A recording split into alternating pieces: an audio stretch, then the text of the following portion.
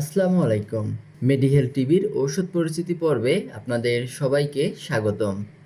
আজকে আমরা কথা বলবো আমাদের সবার পরিচিত এবং অত্যন্ত দরকারি একটি ওষুধ নাপাস সিরাপ নিয়ে।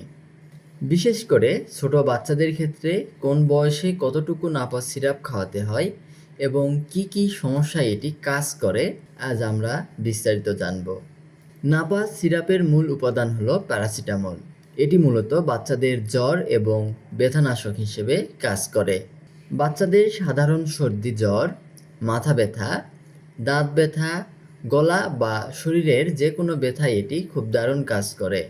এছাড়াও বাচ্চাদের কোনো টিকা দেওয়ার পর যে জ্বর বা শরীর ব্যথা হয় সেটি কমাতেও ডাক্তাররা নাপাস সিরাপ খাওয়ার পরামর্শ দিয়ে থাকেন। চলুন এবার জেনে নেই কোন বয়সের বাচ্চা কী পরিমাণে নাপাস সিরাপ খাবে। তবে মনে রাখবেন, বাচ্চার সঠিক ওজন অনুযায়ী ওষুধের মাত্রা নির্ধারণ করা সবচেয়ে ভালো। তবে আমি নিচে কিছু সাধারণ নিয়ম উল্লেখ করলাম। 3 থেকে 11 মাস বয়সী বাচ্চাদের জন্য আধা চা চামচ বা 2.5 মিলি সিরাপ দিনে 3 থেকে 4 বার।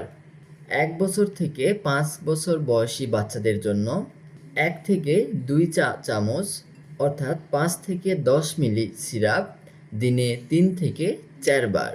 তারপর 6 বছর থেকে 12 বছর বয়সী বাচ্চাদের জন্য 2 থেকে 4 চা চামচ অর্থাৎ 10 থেকে 20 মিলি সিরাপ দিনে 3 থেকে 4 বার। আপনার বাচ্চার সমস্যা কতখানি সেইটার উপর নির্ভর করে কিন্তু ডোজটা নির্ধারণ করবেন। তবে আপনাদের আমি আর একটা খুবই সহজ টেকনিক বলে দেই। যদি আপনার বাচ্চার ওজন আপনার জানা থাকে সেক্ষেত্রে কিন্তু আপনি সহজেই বুঝতে পারবেন। সেটা হলো আপনার বাচ্চার প্রতি 8 কেজি ওজনের জন্য 1 চামচ নাপাস সিরাপ। অর্থাৎ আপনার বাচ্চার ওজন যদি 8 কেজি হয় আপনি 1 চামচ করে খাওয়াবেন দিনে 3 থেকে 4 বার। যদি 12 কেজি হয় তাহলে 1.5 চামচ করে, যদি 16 কেজি হয় তাহলে 2 চামচ করে। এভাবে কিন্তু আপনি সহজেই বের করতে পারবেন আপনার বাচ্চার ওজন কত, সেই অনুযায়ী কত চামচ খাওয়াতে হবে।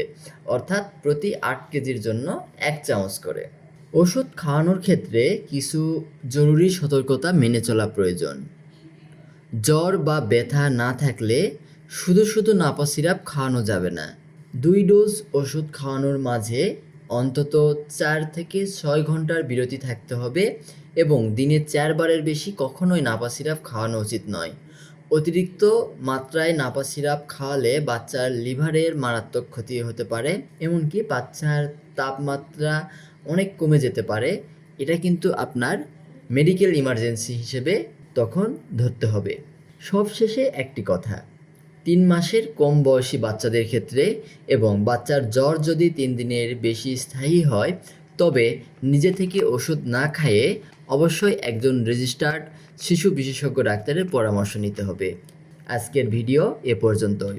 ভিডিওটি আপনার উপকারে আসলে একটি লাইক দিন এবং স্বাস্থ্য ও ওষুধ বিষয়ক এমন আরও তথ্যবহুল ভিডিও পেতে মেডিহেলথ টিভি ইউটিউব চ্যানেলটি সাবস্ক্রাইব করে আমাদের পাশেই থাকুন। সুস্থ থাকুন, নিরাপদ থাকুন। আল্লাহ হাফেজ।